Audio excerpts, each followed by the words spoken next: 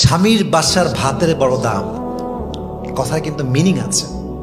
স্বামীর বাসার ভাতের বড় দাম। কেন দাম? স্বামীর বাড়ির ভাত খেতে হলে স্বামীর খোঁটা সহ্য করতে হয়, স্বামীর মায়ের খোঁটা সহ্য করতে হয়, স্বামীর বাবার ডিসরেসপেক্ট সহ্য করতে হয়, স্বামীর বোনের খোঁটা খেতে হয়, অনেক অসম্মান হজম করতে হয়, স্বামীর গালি হজম করতে হয়। তাই মেয়েরা বলে স্বামীর বাড়ির ভাতের বড় দাম। আমি কথা বলবো, কথা সত্য, তবে একটা কথা অ্যাড করতে হবে। যদি আপনার স্বামীর বাড়ির ভাতের দাম এত বেশি মনে হয়, তবে মাথায় রাখবেন বিয়ের পরে স্বামীর বাড়ির ভাতের দাম যে পরিমাণ বেশি, আপনার নিজের বাপের ঘরের ভাতের দাম তার চেয়ে বেশি। বুঝবেন, জাস্ট তালাকটা নিয়ে বাসায় যান, তাহলে বুঝবেন।